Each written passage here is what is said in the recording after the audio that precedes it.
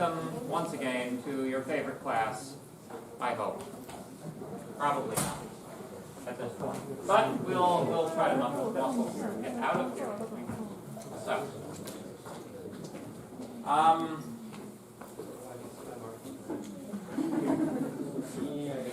So this is the grade distribution from the quiz that we had on the yesterday.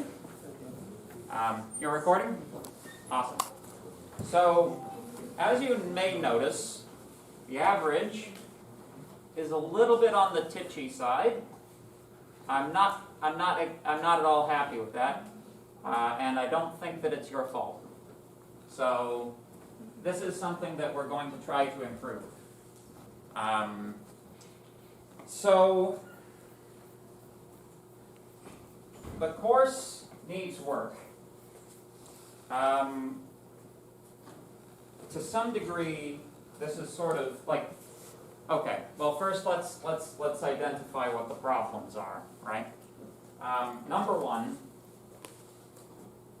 the lecture material thus far, the lectures that I've been presenting to you have been based on slides that I inherited from the professor who was teaching this class, the 3TA4 version, but this course is supposed to be exactly and precisely similar to the 3TA4 version, so that's an applicable thing to do.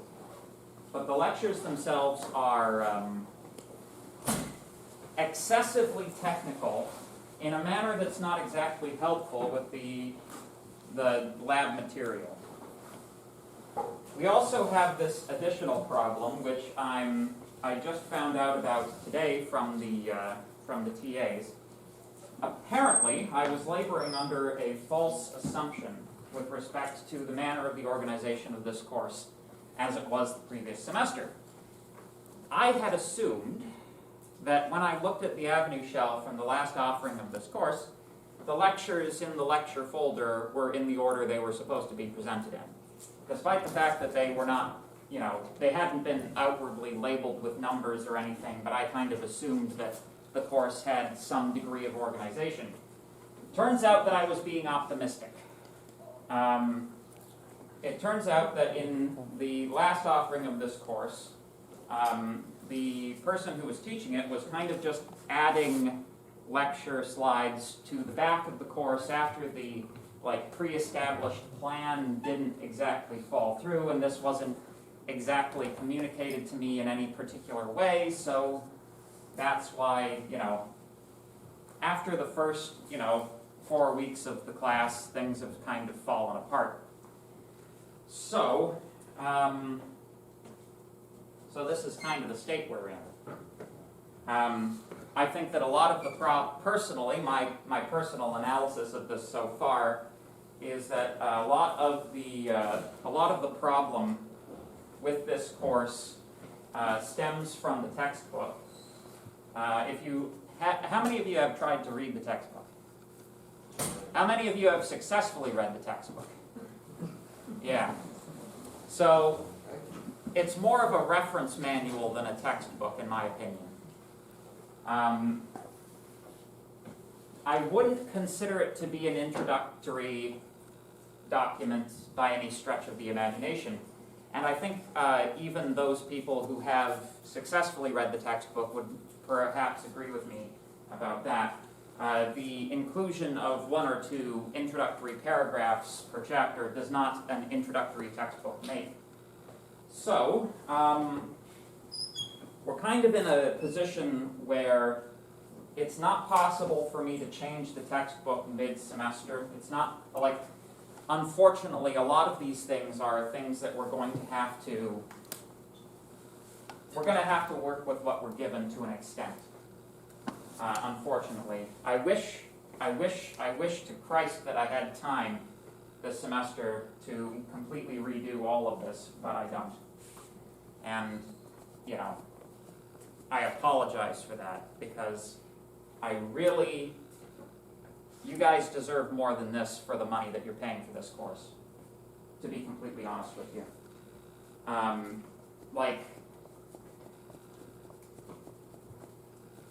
like I remember taking this course when I was an undergraduate, and it was one of my favorite courses of the degree program.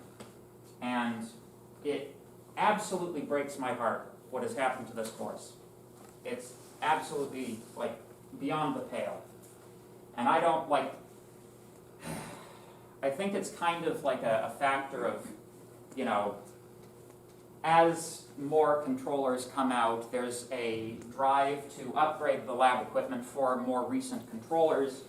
And of course, the controllers that are coming out more recently, like, you have to work pretty hard to find good reference material for them. And, you know, let's just say a lot more was thrown in the bin than should have been, in my personal opinion. So, that all being said, this is what I'm intending to do from this point forward. I have access to some archival material for this course. I'm going to be pulling out as much as I can that's as relevant as it can be to the lab material. I'm going to take these lectures and I'm going to try to use whatever material I can get my hands on between the material that was sort of in the course on the last offering and whatever I can dig up out of the archive. I'm going to try to reorient the lectures to be a lot more in line with the lab material. For example, it's ridiculous that you should have a lab on stuff that you haven't learned in class, and I apologize for allowing that to happen twice. So yeah. Any questions or comments about any of that? Yeah. So that's kind of where we are. I should probably put the microphone on, eh? You guys can hear me in the back though, right? Okay, I won't bother. So, yeah, I have absolutely no idea what I'm going to do for the quiz, but it's not until after reading week, so we'll figure it out by then.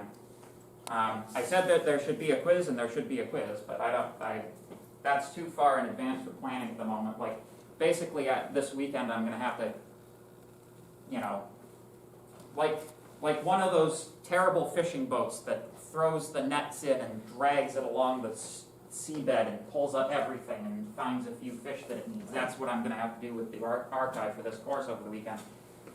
So, in the meantime, somewhat appropriately, we're going to interrupt the material on interrupts, and right, and I'm going to instead present to you guys some material that will be extremely relevant to Lab 3, which you guys will be starting next week.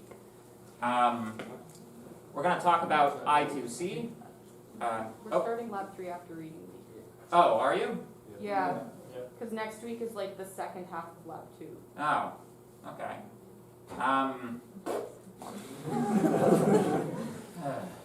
Can I do this one though? Is that okay? We appreciate the effort. Okay.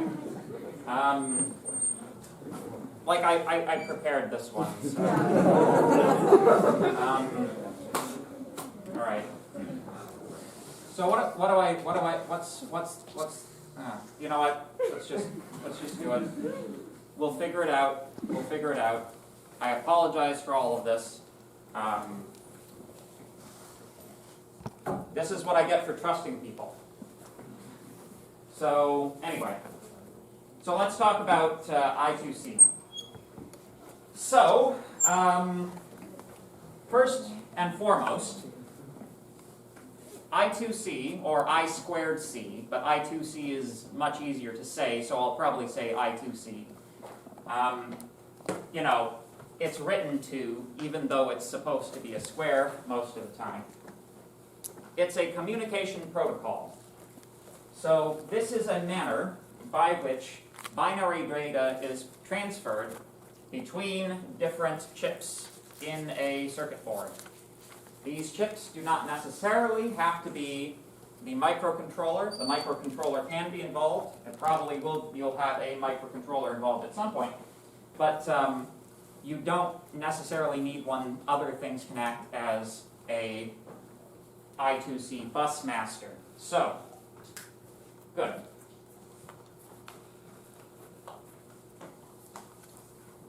Now I should put it in presentation mode. There we go. So,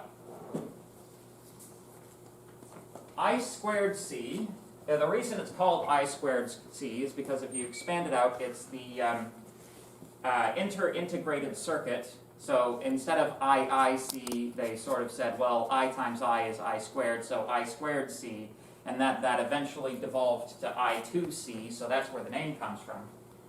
It's it was originally developed by Philips for use inside of television sets in order to wire together all of the various ICs that you would find in the types of televisions that they were manufacturing in the early 1980s. It's meant to be a low-cost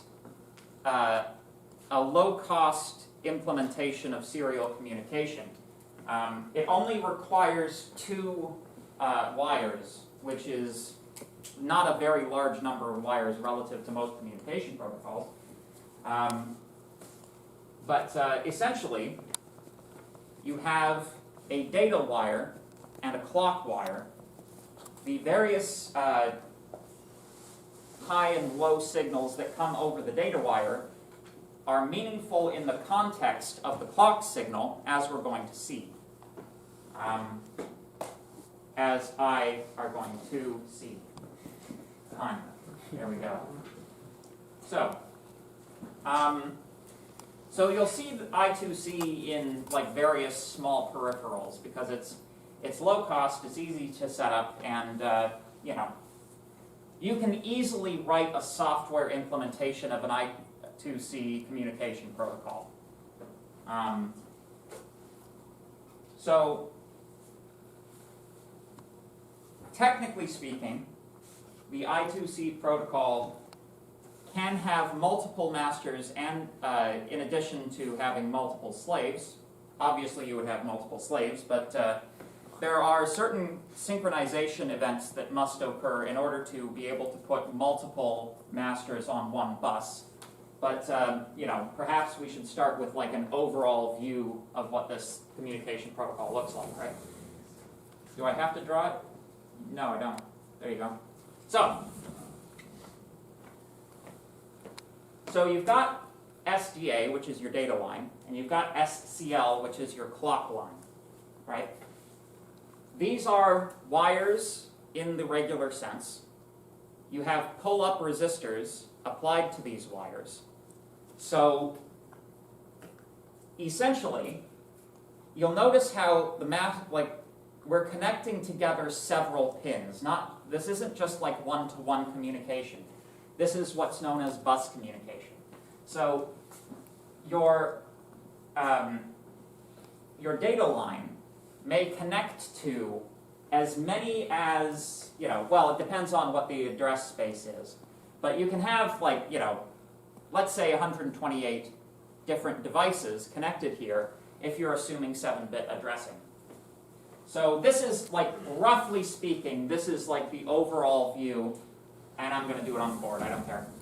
So you have your master device, right? You have however many slave devices, right? Data. And clock. So essentially how this communication protocol works, and this is sort of the rough, intuitive way of understanding this. The master device will send out a start signal that indicates that a data transfer is about to occur. It then sends out what's called a header packet. What the header packet contains is the address of the slave device that it wishes to access, and one bit indicating whether or not the thing's in read or write mode. So the read or write bit determines the direction of the communication, right? Everything is oriented relative to the master. That's why it's called the master. So if it's reading, then it expects communication incoming from the slave, from whichever slave device corresponds to the address. If it's in write mode, then it's writing to the specified slave device. So essentially, when the master sends a start signal, that wakes up all of the slave devices. They wait to see what the address is. If the address that is sent by the master corresponds to an address that's pre-configured in the slave, that slave says, oh, this message is for me. And all of the other slaves say, this is not for me, so I'm just going to pretend I don't exist. Any questions about that so far? Yes? What would be an example of a master device? Something like your microcontroller. And then the slave would be like a push button, for example? Or cause it says it's a peripheral device. So a push button is too simple to require this level of complexity with communication. You would need something a little bit more beefy, something like an EEPROM chip or a temperature sensor, something that needs to communicate, an integer, for instance. So, good. I have a question at the back. Sorry, I was just gonna say, like, on our, STM, the peripherals, I guess, would be, the LCD and, the LEDs, right? Yeah, Built in. so, Hamel, do you know which of the peripherals on the STM board communicates via I2C? Like, there's an EEPROM chip there, right? Yep, in Lab 3 you interface with an external EEPROM, like it's a separate chip. Okay. Oh, okay. All right. Are you aware of any that are on the board that are I2C? Not that I know of. Okay. So in this case, we're connecting to things that are off board, right? So in Lab 3, you'll have a separate EEPROM chip that you'll plug into a breadboard, and then you'll hook it up and wire it up and communicate via that protocol. Make sense? Yeah. Good. Yeah.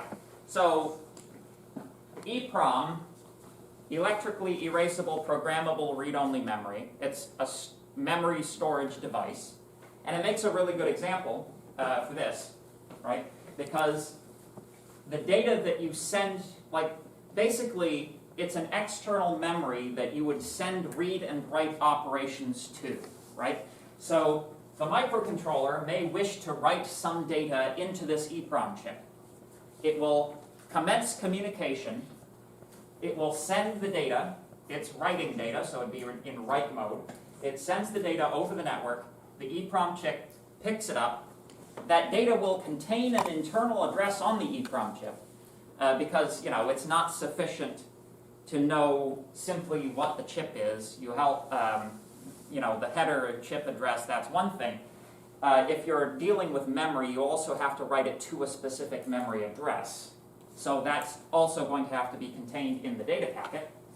But yeah, so you can write data here, that gets stored here, and then when you want the data back, you send another packet out requesting the data from the particular indicated memory address. Make sense? So far so good? Question? Quick question. So, if let's say one of the slave devices were to communicate with another one, it would have to go to the master and then from the master to the other slave device? Yes, It yeah. couldn't So, just essentially, communication between the slave devices is not permitted, Yeah. if that makes sense. Slaves are they're not permitted to initiate a packet. So that's what, they couldn't communicate with anything else because in order to communicate with another slave device, they would have to initiate a packet, right? So everything has to come from the master. Okay, perfect. Cool. Question? So you can only do one thing at a time, right? You can't be reading and writing at the same time? Well, one peripheral can read as the other one writes, right? These are separate ICs, right? Yeah. So you could imagine one of these devices might be another microcontroller, right? So in that case, yeah, you have two independent and separate processing cores. So they can do different things at the same time. This is the difference between software and hardware, right? In software, you'd be absolutely correct. Software can only do one thing at a time. It can only execute one operation at a time. But hardware, everything runs simultaneously. I just wanted to ask them, like, it's like there's one wire, so can you have things going like different, like traveling through?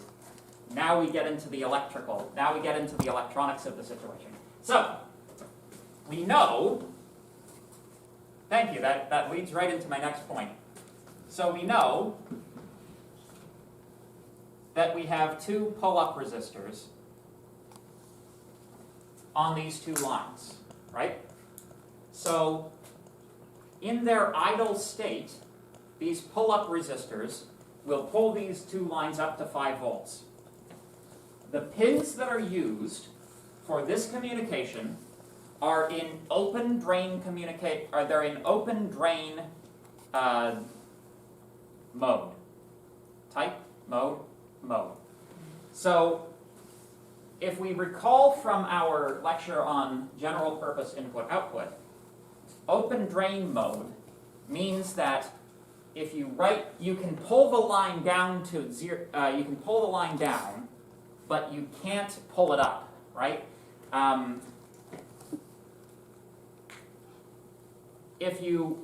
So basically you only have two states when you're in open drain mode. You have connected to ground and you have high impedance, right?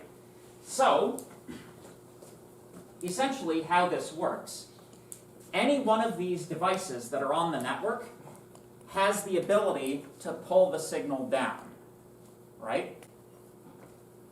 So, but essentially, none of these devices are driving voltage over the network.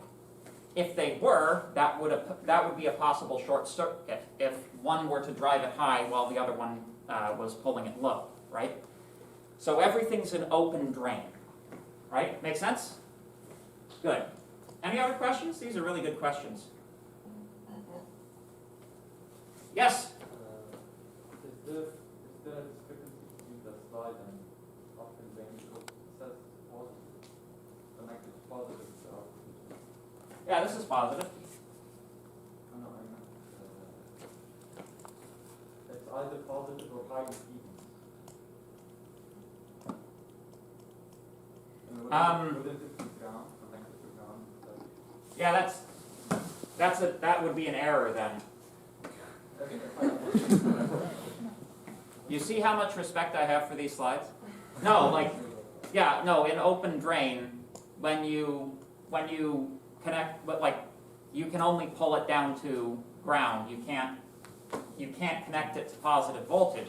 I could pull out the circuit diagram from when we talked about it to show that there's no connection between a pin configured in open drain and positive voltage. There's just simply no connection. That can't be true. So, anyway, so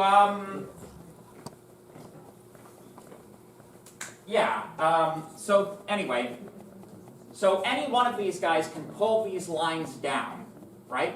But in order for it to have a high state, nothing can be pulling it down, right? So, good. So this is what things look like in terms of the signal, right? So the data line, in order to start communication, the data line needs to have a falling edge detected while the clock line is high. While no communication is occurring, the clock line isn't sending a clock signal. It's idling high, right? So this initiates the communication, right? So then, whichever device is doing the communicating is either pulling the signal high or low, and that is only usefully read while the clock signal is high. So basically, the whichever chip is doing the communicating has until the rising edge to settle in whichever state it wants to send a bit in. Does that make sense? A little bit? So having those both high and low, is that supposed to represent that they can be high or low, or like the blue ones? Okay. Oh, yeah. So, yeah, whenever you're looking at a signal diagram and it splits like that, it means this is validly either in high or low position. So you'll notice there are no splits like that on the clock line. The expectation for the clock line is that it looks like a clock signal, so it oscillates between high and low. But this guy, it could stay low, it could pop up high for a few bits, then low, then high again. Each one of these little X's represents a possible edge. That makes sense? Good. Question? So with the clock signal, I'm looking at it, I'm just a bit confused about the rising clock edge, how it's affecting the SDA. Because you said it changes with the clock signal, right? Or am I misunderstanding? So, okay, I'm going to need 2 pieces of chalk. Okay. I've never tried this before. Okay. I've never double chalked before. So we're going to see how this works, Okay. all right? So you have to think about these as 2 signals that are being generated by the same thing as time progresses, right? So let's say we have high and low for data and high and low for clock, right? So this is what the communication looks like, right? Initially, both things are high. A transition to a low while the clock remains high signals the start of a bit. We then have the clock, it begins its oscillation, right? It gives its first tick, so its first rising edge, right? I've done okay. That's pretty good. That's pretty good. So at this point, that's a 0. Right? So you pull this along again. While this is in its low state, you might have a rising edge here. When you pull back up again, that gets read as a 1. Does that make sense? Kind of. Kind of. So it's like whether an edge is going to occur on the data line, it must occur during the low period of the clock signal. Okay. Because during the high period of the clock signal, that's when the data is being read. It must not be changing as it's being read. Oh, okay. Does that make sense? Yeah. Cool.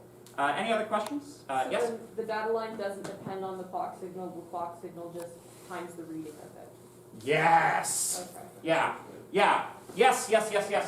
So these 2 things are independently controlled, right? You should definitely, think of the 2 of these as 2 outputs from 2 different GPIO pins. Because, in reality, that's what you're actually looking at.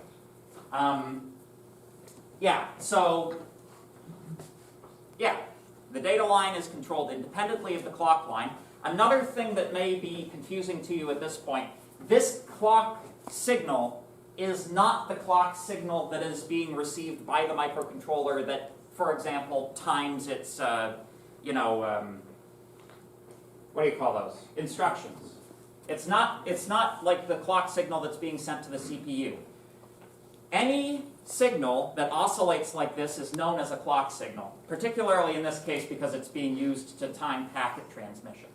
But this does not say anything about the frequency of this signal with respect to the frequency of the clock that's used to run the CPU itself, right? In fact, this thing can be, it can be run considerably slower, right? Question? If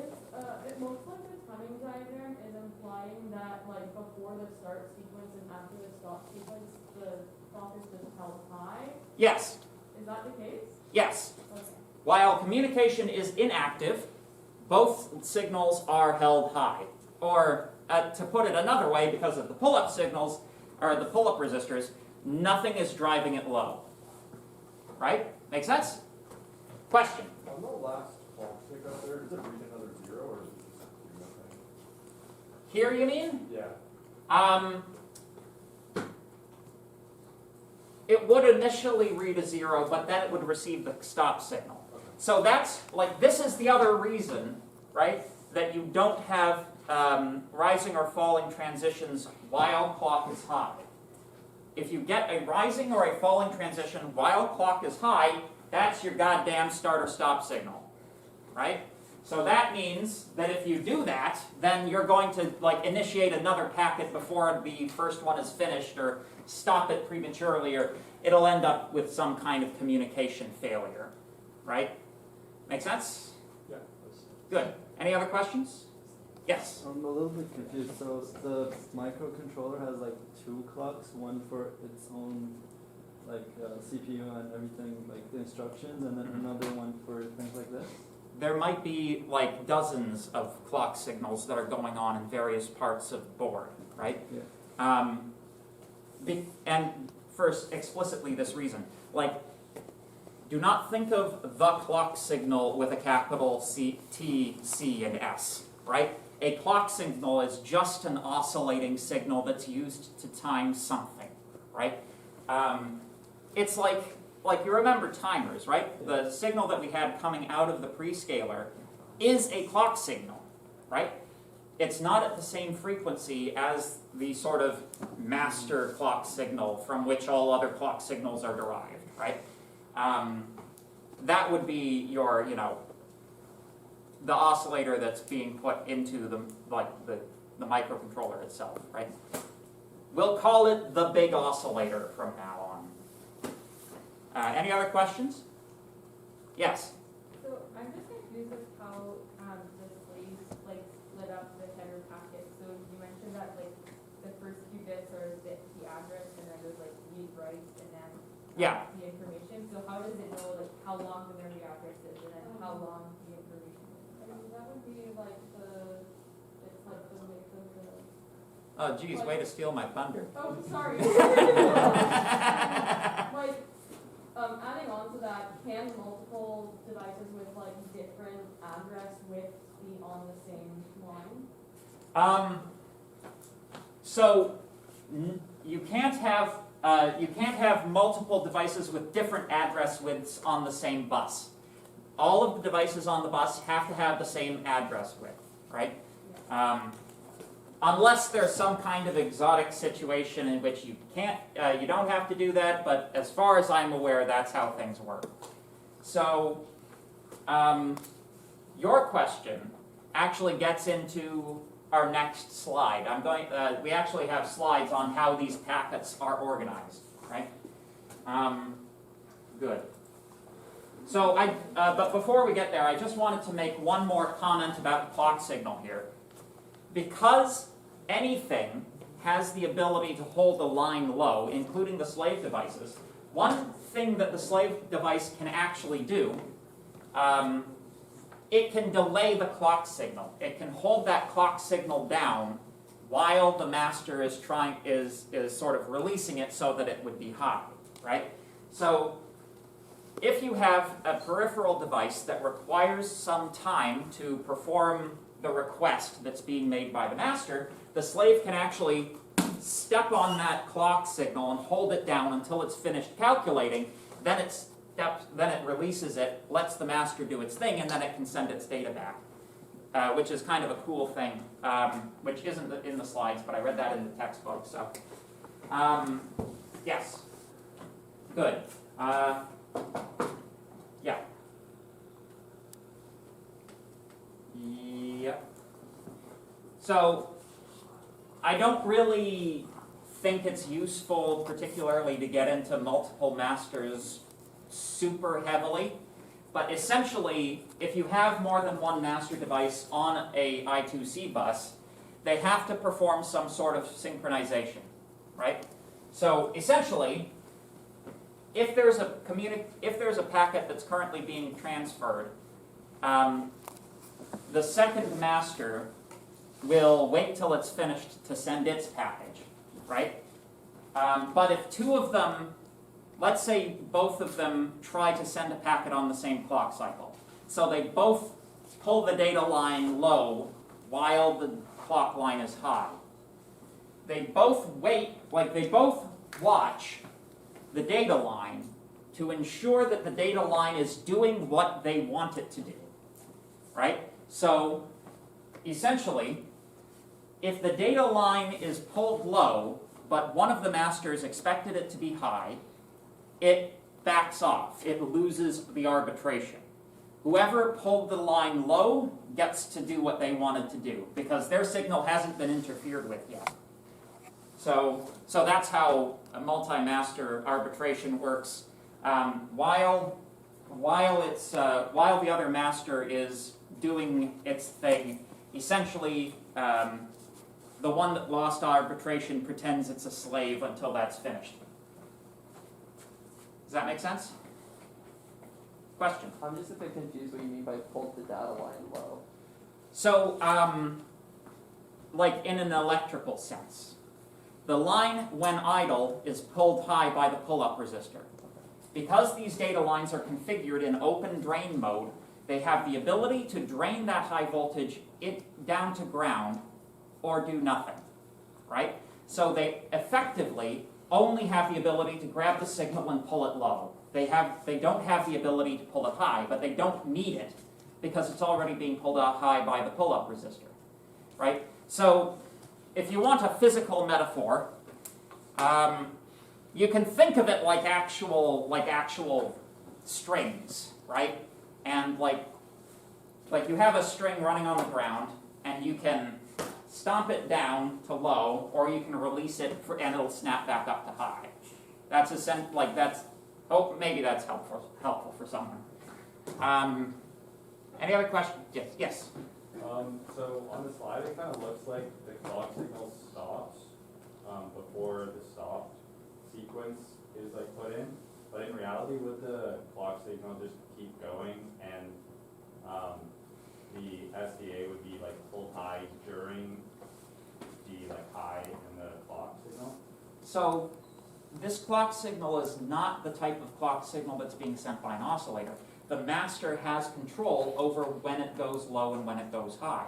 So in this case, because the master is the one that's sending the stop signal, it can extend this high period in order to get its release of the data line in. Does that make sense? Yeah, so the master is like signaling the stop by stopping the clock, not by changing the SDA. Yeah, well, I mean, both of those have to occur for the stop signal to be sent. Right, yeah. Yeah. Okay. But yeah, the master it's like, okay, I'm sending the stop code. That involves keeping the clock line high while I have a rising transition on the data line. Cool. Any other questions? I'm getting lots of good questions today. Let's see. So, I'm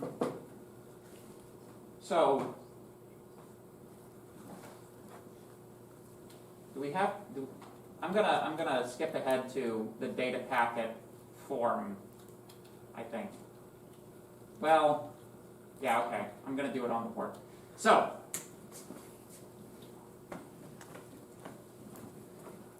this is how a data packet looks, right? So we have established the ability to send ones and zeros. The next question is, what do those ones and zeros mean, right? So let's, for the moment, assume that we're working with 7-bit addressing, right?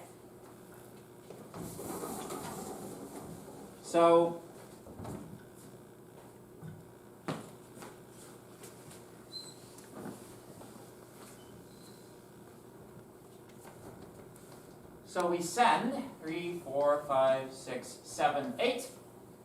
Packets are always bytes. So, well, no, pardon me. Let me reverse that. the packet contains some number of bytes, and the packet itself is divided into 8-bit chunks, which are bytes, right? So the first 8 contain the address of the thing that it's trying to communicate to. So it'll contain some address, and then at the end, it'll indicate whether it's in read or write mode, right? Then, and this is the thing that's crucial that makes I2C communication work, it waits for an acknowledgement from the slave device, right? So the acknowledgement is simply the master allows the signal to go high, and then it waits to see if the slave pulls it low. So if the slave device pulls it low, that's like, I acknowledge this signal. If it doesn't, then it's basically considered a failure of communication, and the packet is considered to have not occurred or is corrupt, or, you know. It's handled by the software as a packet failure, right? So you have an acknowledge bit in there. So in actual fact, it takes 9 bits to send 1 byte of information over I2C. Because after each byte that's sent, an acknowledge, the master waits for the slave device to acknowledge that that bit has been, or that byte has been received. Does that make sense? Yes. So for every byte that we send over, we're like using 1 more bit than we need to? Yes. Well, I mean, it verifies the integrity of the signal, so I don't know if I would consider it wasted, Okay. but yes. So of these 9 bits that are sent, only 8 will contain data, right? So does the pull, so like when the slave pulls down to acknowledge, is it just an acknowledgement statement, or is it actually like reading that data for like whatever like it's sending the message for as well, or is it just the acknowledgement? It's just acknowledging that it's received that byte, Okay. right? Except for the header packet, it doesn't really receive the byte. It's like, yes, I'm awake, right? So after this, you then get, you know, another 8-byte packet with another acknowledgement at the end, then another 8-bit packet with another acknowledgement at the end, and basically that continues on until the stop command is received, which is sent by the master. Make sense? Any questions about that so far? Yes? So the first 8 bits, that header packet, is how you're like reaching out to the peripheral device and making sure you're identifying it. Yes. Acknowledge that it's received the signal. Then the remaining 8-bit packets are your actual data bits that you want to communicate or write. Or read. Yes. Under 7-bit addressing, yes. Now, I2C also has protocols for more address bits, in which case the first 2 bytes that are sent are part of the address. So during that, any slave devices who match the bits in the first byte are awake, and they basically all pull the acknowledgement line down, and then the second bit in the header specifies which one of those that pulled it down it actually means, and that by that point only 1 slave device should be holding it down. Make sense? Questions? Yes. So does each slave have like a different address? Yes. Okay. Yes. If multiple slaves have the same address, then they will interfere with each other's communication, and that's just terrible. You don't want that. If you are a designer and you put multiple slaves on a bus that have the same address, you done goofed, basically. Questions? Yes. So if the slaves were going to be writing instead of reading, they would send the 8 bits, and then the master would send an acknowledgement? Yes. So so here's how it works, right? So this is in master write mode. In fact, we can just put a W in there. For reading, you have the address, right? These, like, the address would be, so the master has to initiate the response packet, right? So it addresses it, it sends it some bit which tells it to send it data. So if you think like an EEPROM, it would like say, I'm sending you this code, which means give me data, and I'm sending you these 2 bytes, which indicate the address at which the data I want is, right? So, so it would send the address, it would send the, instruction, right? It would then, it then sends a second start signal. So you have 2 start signals, right? It's still controlling the clock, but I think, I might be wrong about that. The slave might be controlling the clock at this point, but I'd have to look it up. But at any rate, that second start signal indicates to the peripheral device that it should start sending the results of the instruction, right? So if it requested, say, 64 bits of memory from an EEPROM chip, you would then have 8 bytes worth of data packets that would come in and the master would receive those.